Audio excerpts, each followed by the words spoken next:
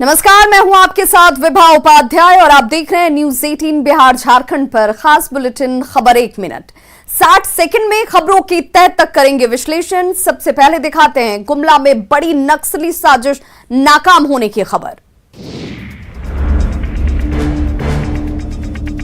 गुमला में नक्सलियों की एक बड़ी साजिश नाकाम कर दी गई। यहाँ कोचागनी केरागानी गांव के बीच जंगल में सुरक्षा बलों ने 3 आईडी बम बरामद किया, जिसे जंगल में ही डिफ्यूज कर दिया गया। तीनों बम भाकपा माओवादी के नक्सलियों ने पुलिस बल को नुकसान पहुंचाने के लिए जंगल में बिछा रखा था। जंगल में पुलिस, सीआरपीएफ, झारखंड जेगुआ और कोबरा बटालियन के जवानों का नक्सलियों के खिलाफ 5 दिनों से ऑपरेशन चक्रव्यूह जारी है। इसका मकसद ग्रामीण इलाकों में छिपे नक्सलियों को पकड़ना या फिर उन्हें मुठभेड़ में मार गिराना है। इस अभियान में डॉग स्क्वाड का भी साथ मिल रहा है और स्क्वाड में शामिल एक खोजी कुत्ते ने ही इस बम को खोजा। एसपी ने बताया कि नक्सलियों के खिलाफ ऑपरेशन जारी है। इस ऑपरेशन में अब तक 2 जवान शहीद हो चुके हैं, जबकि 3 दिन पहले लैंड माइंस विस्फोट में एक ग्रामीण की मौत हो गई थी, जबकि 15 लाख का खूंखार नक्सली बुद्धेश्वर उरांव मारा गया था।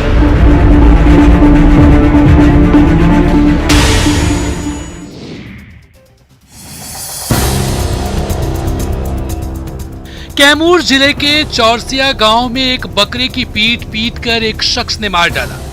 बकरे का कसूर सिर्फ इतना था कि वह आरोपी के बकरी के पास चला गया था। इससे गुस्से में आरोपी सीपू राम ने उसको मार डाला। बकरे की मौत के बाद मालकीन का रो रो कर बुरा हाल है।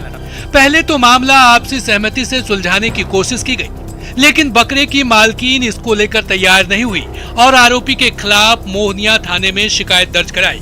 पुलिस ने बकरे को पोस्टमार्टम के लिए हॉस्पिटल भेजा। मवेशी डॉक्टर ने बकरे का पोस्टमार्टम कर दिया है, लेकिन रिपोर्ट आना बाकी है। पिछले साल भी दुर्गावती थाना क्षेत्र में जहर देकर एक मुर्गा मारने की घटना हुई थी, जिसके बाद पोस्टमार्टम कराया गया था। हमारा खस्सी के मार के मुआ दिल में लाठी गोजी से। अच्छा, सर लोग गई जांच में तो कहता नहीं कि जश्न का माहौल है, लोग शादी की तैयारियों में जुटे हैं। अब जरा इस तस्वीर को देखिए। मंच पर वरमाला के लिए दूल्हा तैयार है। दुल्हन दोनों हाथों में वरमाला लिए रस्म के लिए खड़ी है। जैसा शादियों में होता है सब कुछ वैसा ही हो रहा है, लेकिन अचानक मंच के पास खड़ा एक शख्स हाथ में पिस्टल लहराता नजर आता है। बार बार पिस्टल आसमान की तरफ दिखा रहा है। तभी अचानक फायरिंग होती है और अगले ही पल दुल्हन जमीन पर ढेर हो जाती है। कोई कुछ समझ नहीं पाता कि हुआ क्या। उससे पहले जश्न की जगह अफरा तफरी का माहौल कायम हो जाता है। फौरन दुल्हन को लोगों ने एक निजी क्लिनिक पे भर्ती करवाया। क्या हुआ?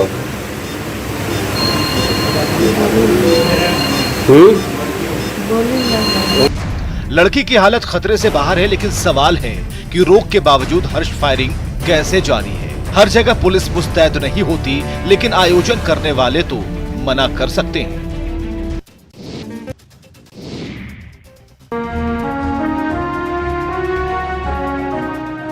बगहा के रामनगर पीएससी में टीकाकरण के नाम पर जमकर कोरोना गाइडलाइंस की धज्जियां उड़ाई जा रही है। लोग यहां कोरोना से बचने के लिए टीका लेने आए हैं, लेकिन 2 गज की दूरी और मास्क जरूरी सब भूल गए हैं। यहाँ की तस्वीर देखकर तो आ बैल मुझे मार वाली कहावत चरितार्थ हो रही है। वहीं इस भीड़ के आगे अस्पताल प्रशासन भी मूक दर्शक बना हुआ है। कोरोना से लड़ाई बिना टीके से जीती नहीं जा सकती, लेकिन ये भीड़ कहीं कोरोना को रोकने के बजाय और ज्यादा बढ़ा न दे। इसलिए जब तक कोरोना पूरी तरह खत्म नहीं हो जाता, तब तक ना तो मास्क हटाइए और ना ही सोशल डिस्टेंसिंग से मुंह मोड़िए। जैसे यहाँ पे आके खड़े हैं, लेकिन यहाँ पे कोई भीड़ को कंट्रोल करने वाला कोई नहीं है। यहाँ पे हम लोग को ये पता नहीं चल रहा है कि कोरोना का वैक्सीन लग रहा है, कोरोना का बुलाव हो रहा है। कोई भी यहाँ पे कर्मी नहीं है। पहले पहुँचा लगभग 10 बजे के बाद सब कोई कर्मी आया है। छपरा और सिवान के गांव से कई युवक रोजी रोटी की तलाश में ईरान गए हैं। इन युवकों के साथ उत्पीड़न की खबरें भी आती है। छपरा के प्रणव और उनके 5 साथी भी ईरान में फंसे हुए हैं। अब सोशल मीडिया के जरिए भारत सरकार से मदद की गुहार लगा रहे हैं। ये सभी युवक एक एजेंट के जरिए नौकरी करने ईरान गए थे, लेकिन वहां उन्हें ड्रग्स तस्करी के झूठे केस में फंसा दिया गया। हालांकि 4 महीने बाद जब कोर्ट ने उन्हें बरी कर दिया, तब उन्हें कोई कागजात नहीं दिया गया। उनके कागजात अब भी एजेंटों के पास है। एजेंट यहाँ से भेजा था उन लोग को, वो धमका रहा है वहाँ पे, तुम लोग को ये करवा देंगे, वो करवा देंगे, मरवा देंगे, बहुत सारा बात कह रहा है, घर नहीं जाने देंगे। छपरा के प्रणव के अलावा 2 युवक महाराष्ट्र और एक युवक उत्तराखंड और तमिलनाडु के हैं। इन युवकों को मर्चेंट नेवी में नौकरी का झांसा दिया गया था। एजेंटों ने 5-5 लाख रुपए लेकर इन्हें दुबई भेजा और उसके बाद ईरान जाने वाली शिप पर चढ़ा दिया। बकरीद पर कुर्बानी देने के लिए हर बार बकरे की बोली लगाई जाती है और करोड़ों का कारोबार होता है। इस बार भी राजधानी पटना में बकरे का बाजार सज चुका है, जहां राजस्थान, उत्तर प्रदेश, मध्य प्रदेश, पश्चिम बंगाल समेत राज्य के कई जिलों से व्यापारी बड़ी संख्या में पहुंचे हैं। इस बार भी बाजार में जहां सलमान खान, शाहरुख खान और सोहेल खान ऊंचे दामों में बिक रहे हैं, वहीं सबसे ज्यादा कीमत करण अर्जुन की है। कीमत रखें सर, इसका सर हम रखे 75,000। क्या नस्ल बताए सर? ये आपका पड़ेगा राजस्थानी खस्सी है। ये तोतापरी में राजस्थानी अलग है जी सर, वो अलग, वो नस्ल अलग होता है, ये नस्ल अलग होता है सर। वहीं बकरी बाजार में तोतापरी और अजमेरी नस्ल के बकरे का भी खूब डिमांड है और इस बार कोरोना काल में ग्राहक भी जमकर मोल जोल कर रहे हैं और व्यापारी भी ग्राहकों को 10,000 तक की छूट दे रहे हैं। हालांकि कोरोना काल में ग्राहकों में थोड़ी कमी जरूर देखी जा रही है, लेकिन व्यापारी बड़ी संख्या में बकरे लेकर व्यापार करने के लिए पहुंच रहे हैं। झारखंड के शैलेश मौत के बाद भी आज जीवित है। झारखंड के रहने वाले शैलेश हरिहर सिंह सूरत में ओएनजीसी में सुरक्षा गार्ड के पद पर कार्यरत थे। वे मूल रूप से झारखंड के रहने वाले थे। 9 जुलाई की दोपहर ड्यूटी से घर लौटने के दौरान एक गाड़ी ने उनकी बाइक में टक्कर मार दी थी, जिसके बाद बेहोश अवस्था में उन्हें अस्पताल ले जाया गया। 15 जुलाई को सीटी स्कैन में ब्रेन हेमरेज होने की पुष्टि हुई, जिसके बाद डॉक्टरों की टीम ने उन्हें ब्रेन डेड घोषित कर दिया। ऐसे में इस परिवार ने मुश्किल वक्त में बड़ा कदम उठाया और दूसरे युवक की जिंदगी बचाने के लिए उसका अंगदान करने का फैसला लिया, जिसके बाद एनजीओ की टीम ने परिवार को अंगदान के महत्व और पूरी प्रक्रिया के बारे में जानकारी दी। उसके बाद हार्ट ट्रांसप्लांट के जरिए ग्रीन कॉरिडोर बनाया गया, जिसमें 285 किलोमीटर की दूरी 80 मिनट में तय की गई। इसके बाद युवक का हार्ट ट्रांसप्लांट किया गया, जो सफल रहा और युवक की स्थिति ठीक है। झारखंड में पानी रोको पौधा रोपो अभियान जोरों शोरों से शुरू किया गया।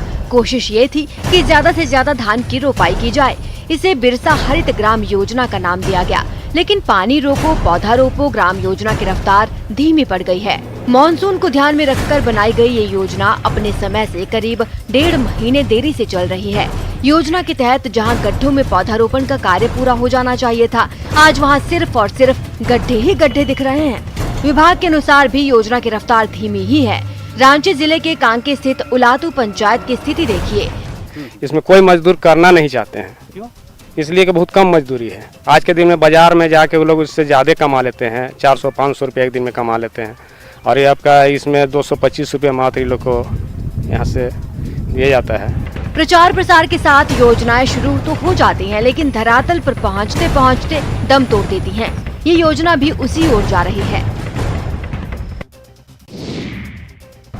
गांव और गरीबों का विकास हो, इसके लिए सरकारें काम कर रही है, लेकिन आजादी के 7 दशक बीत जाने के बाद कई गांव विकास से महरूम हैं। नवादा जिले के रोह प्रखंड का अजय नगर भी उनमें से एक है, जहां आज भी मूलभूत सुविधाओं का अभाव है। गांव जाने के लिए एक सड़क भी नहीं बन सकी। पहाड़ के तलहटी में बसे इस गांव में पानी की भी समस्या है। गर्मी के दिनों में गांव के कुएं पर ही लोगों को निर्भर रहना पड़ता है। सड़क नहीं होने की वजह से कई बार दिक्कतों का सामना करना पड़ता है।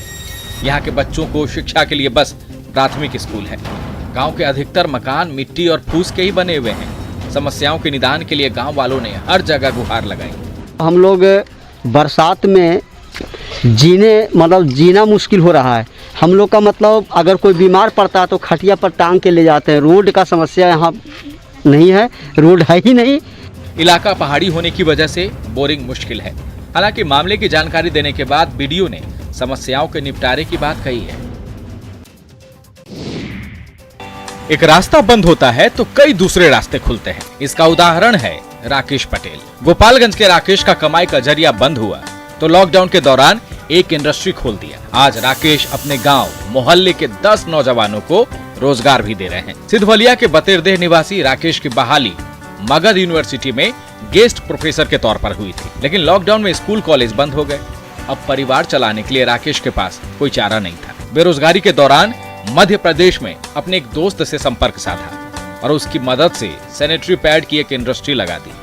मैं लो कॉस्ट का, चूँकि बाहर से जो पैड बन कर आता है स्टेट फ्रीज पर, वो सब बहुत हाई कॉस्ट का रहता है, इसलिए मैं यहाँ बिहार में और गोपालगंज में ही मैं अपना लो कॉस्ट का, सबसे लो कॉस्ट का सैनिटरी पैड, और उससे जो मार्केट में जो है उससे 10 गुना क्वालिटी मेरा अच्छा है, आप लोग देख सकते हैं। राकेश लड़कियों को ट्रेनिंग भी दे रहे हैं। यहाँ पर बनाए जा रहे पैड का मटेरियल मध्य प्रदेश से आता है, जिसे अलग अलग तरीके से तैयार किया जाता है। मुजफ्फरपुर में इन दिनों पीएम मोदी का गुल्लक धूम मचा रहा है। लोगों में इसकी डिमांड कुछ ज्यादा ही हो गई है। ये सब कुछ किया है उद्यमी जयप्रकाश पंडित ने, जिनके पास लोग मोदी गुल्लक खरीदने के लिए पहुंच रहे हैं। दरअसल कारोबारी जयप्रकाश पंडित प्रधानमंत्री नरेंद्र मोदी के व्यक्तित्व से इतने प्रभावित हुए कि अपने कारोबार के लिए मोदी को ही ब्रांड बना लिया। जयप्रकाश एक मिट्टी कलाकार हैं जो मिट्टी और प्लास्टर ऑफ पेरिस से मिट्टी के खिलौने और बर्तन बनाते हैं। जब हम सभी कोरोना काल में लॉकडाउन में घर में कैद थे, तभी प्रकाश को गुल्लक बनाने का आइडिया आया और फिर वो जुट गए उसे आकार देने में। तो वो बोल रहे थे कि लोकल फॉर वोकल, तो हम लोग भी तो लोकल है, तो हमारा अदर कंट्री हमारे यहाँ सामान बेचती, तो हम क्यों न अपना यहाँ बना के दूसरा कंट्री में बेचे। इस खबर को देखने के बाद हम कह सकते हैं कि एक आइडिया जो बदल दे आपकी दुनिया।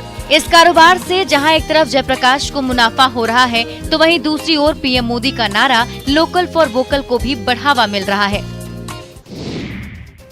जहां कुछ लोग बेटी की तुलना में बेटे को तरजीह देते हैं, वहीं कुछ लोग ऐसे भी हैं जो अपनी बेटी की याद में कुछ ऐसा कर देते हैं जो दूसरों के लिए मिसाल बन जाता है। सहरसा जिला के साहोल गांव निवासी गोपाल झा ने कुछ ऐसा ही किया। बताया जाता है कि गोपाल झा की छोटी बेटी प्रियंका की साल 2011 में किसी बीमारी से मौत हो गई थी। इस दुख से उबरने के लिए उन्होंने हर महीने कांवड़ यात्रा शुरू की। तभी उन्हें लगा कि उनकी बेटी की याद में कुछ करना चाहिए। फिर उन्होंने प्रियंका के नाम से एक धर्मशाला बनवाया। पुत्री ही थी तो क्या इसके लिए इतना चिंता की क्या जरूरत है। उसी समय मैंने ठान लिया कि मेरी पुत्री के प्रति जब लोगों को इतना घृणा है तो मैं पुत्री का नाम सर्वोच्च भारत में जो है सो नाम करूँगा। कांवरियों के लिए बनकर तैयार ये धर्मशाला, जहां एक पिता पुत्री के अनूठे प्रेम की कहानी को दर्शा रहा है, तो वहीं दूसरी तरफ समाज के लोगों को संदेश भी दे रहा है कि बेटा बेटी एक समान होते हैं, उनमें अंतर ना करें।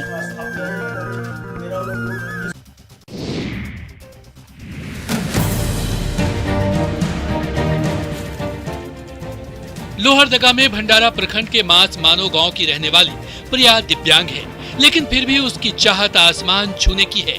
दरअसल 2016 में राज्य स्तरीय 50 मीटर दिव्यांग दौड़ में प्रिया पूरे राज्य में तीसरे स्थान पर आई थी। एक पैर से चलने को मजबूर प्रिया अभी भी अपने स्कूल में आयोजित खेल कूद प्रतियोगिता में भाग लेती है और अव्वल भी आती है। वहीं जज्बा ऐसा कि एक पैर से ही वो साइकिल चलाती है, पेड़ पर चढ़ती है और गाँव में दोस्तों के साथ हर तरह की खेल गतिविधि में भाग लेती है। प्रिया को विभाग की ओर से 50% विकलांगता का प्रमाण पत्र भी दिया गया है, लेकिन उसका कोई लाभ नहीं मिल सका। माता पिता ने सरकार से उसे खेल गतिविधियों में भाग लेने में मदद देने की मांग की है, ताकि उसकी प्रतिभा और निखर सके। हालांकि गुजरते समय के साथ सरकार की बढ़ती लापरवाही से प्रिया और परिजन अब मायूस होने लगे हैं। खेल और खिलाड़ियों को बढ़ावा मिले, इसको लेकर सरकार कई योजना चला रही है। बोकारो के तीरंदाज दीपक भी उन्हीं में से एक हैं। नेशनल और स्टेट स्तर पर कई स्वर्ण और सिल्वर मेडल दीपक सवैया जीत चुके हैं। दीपक सवैया तीरंदाजी के क्षेत्र में कई मुकाम हासिल कर चुके हैं, लेकिन अब मजदूरी करनी पड़ रही है। दीपक बताते हैं कि वर्तमान सरकार की ओर से कोई मदद नहीं मिली। पहले की रघुवर सरकार द्वारा किट जरूर उपलब्ध कराया गया था, लेकिन वो भी काफी निम्न स्तर का था, क्योंकि तीरंदाजी में अगर किट सही नहीं हो तो निशाना साधना मुश्किल होता है। मेरी कोच आई थी एंजेला मैम, वो भी आई थी, वो अभी हमसे मिली। वो मेरे को कॉल की कहाँ है, तो हम बोले कि मैम यहाँ हम काम कर रहे हैं। तो अभी यहीं पर मेरे से मिलने आई और बोली कि हम तुम्हारा जो भी तुम्हारा असुविधा है सब हम सुविधा तुमको देंगे। दीपक को बोकारो फाउंडेशन ट्रस्ट ने गोद लिया था। खेल समेत पढ़ाई की व्यवस्था ट्रस्ट द्वारा करने का वादा किया गया था, लेकिन सिर्फ 1 ही महीने तक ऐसा हुआ।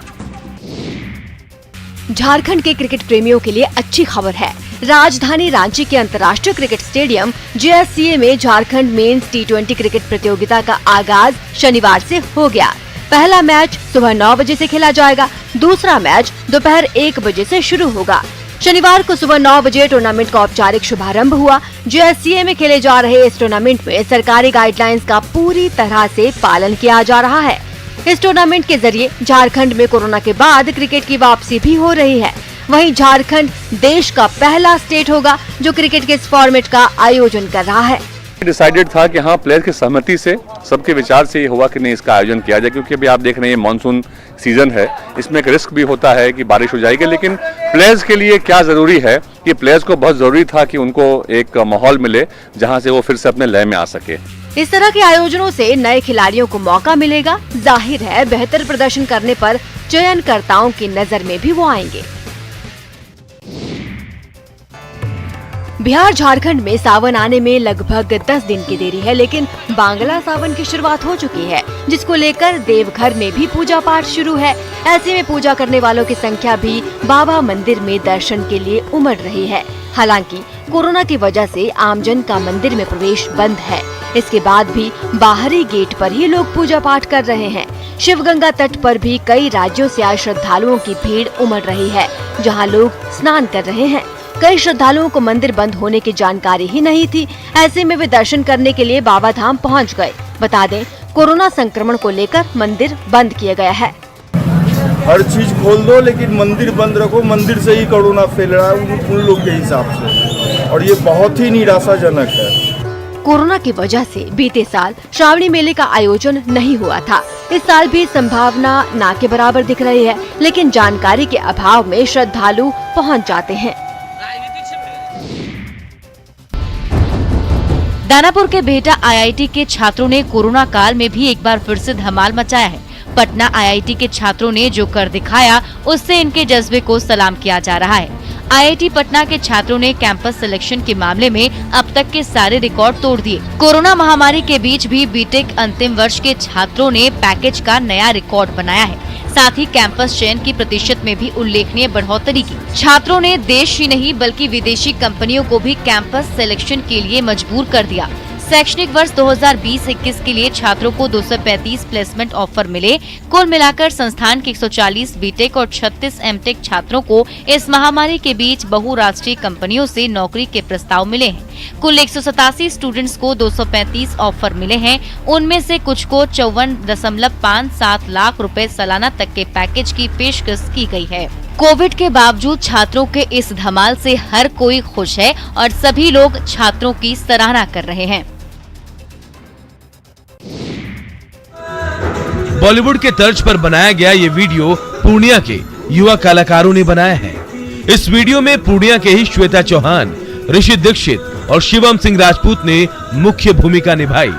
इसकी शूटिंग दार्जिलिंग में की गई, जिसमें पहाड़ी लड़की और शहरी लड़के की प्रेम कहानी को दिखाया गया है।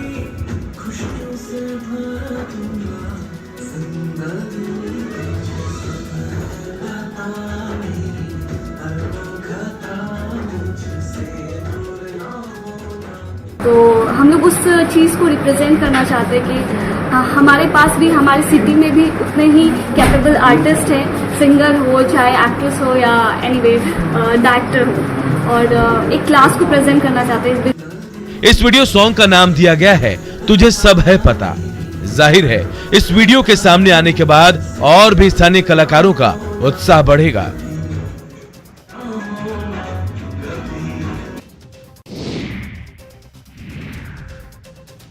चालीस किलो की ज्वार की कुट्टी, गेहूं की चोकर 7 किलो, जौ की कुट्टी 2 किलो, मक्का 2 किलो, साबुत चना 3 किलो, मूंगफली की खल्ली 3 किलो, तरबूज 5 किलो, सेब 2 किलो, केला 2 किलो, साथ में हल्दी और नमक भी। एक दिन की खुराक जब इतनी हैवी हो तो हैवी वेट होते देर कैसे लगेगी। तभी तो जयपुर के नाहरगढ़ बायोलॉजिकल पार्क में 1 साल पहले जन्मी बेबी हिप्पो राजकुमारी का वजन एक ही साल में 100 किलो से बढ़कर 800 किलो हो गया है। बेबी हिप्पो का सिर्फ वजन ही नहीं बढ़ा है, बल्कि वो समझदार भी हो गई है। दिल्ली जू से लाए गए दरियाई घोड़े के जोड़े रानी और राजा को साथ रखने पर इस बेबी हिप्पो का जन्म हुआ था। इस बेबी हिप्पो को पर्यटक प्यार से प्रिंसेस भी कहते हैं। बेबी हिप्पो का पहला जन्मदिन भी खास अंदाज में मनाने की तैयारी चल रही है, जिसमें कई फॉरेस्ट ऑफिसर शामिल होंगे। इस आयोजन में बेबी हिप्पो के केयर टेकर कालू और सुरेश को भी स्पेशल ट्रीट दी जाएगी। मरुधरा के पर्यटन स्थलों में अब जल्द झुंझुनू भी शुमार होने वाला है। रणथंभौर और सरिस्का की तर्ज पर जिले के खेतरी इलाके के बांसियाल जंगल को विकसित किया जा रहा है। इस इलाके में फिलहाल 15 लेपर्ड हैं और इनकी संख्या लगातार बढ़ती जा रही है। पिछले 3 सालों से इस इलाके को लेकर वन विभाग ने जिस तरह से दिलचस्पी दिखाई है, उससे अब इस इलाके की तस्वीर बदल रही है। इस पूरे क्षेत्र में 3 स्थानों पर व्यू पॉइंट बनाए गए हैं, जबकि करीब 20 किलोमीटर का रास्ता तैयार किया गया है ताकि विभागीय अधिकारी, कर्मचारी और पर्यटक आसानी से यहां घूम सकें। इसके अलावा बारिश का पानी रोकने के लिए एनिकेट्स और नालियों के साथ ट्रैक डेवलप किए गए हैं। खास बात यह है कि इस जंगल के बीच में अजीत सागर भी है, जहां तलैया, टांके आदि विकसित कर दिए गए हैं। जंगल में करीब 100 मीटर ऊंचाई पर एक शानदार पॉइंट विकसित किया गया है, जिससे सैलानी 100 मीटर की ऊंचाई से पूरे जंगल की मनोहर छटा निहार सकते हैं।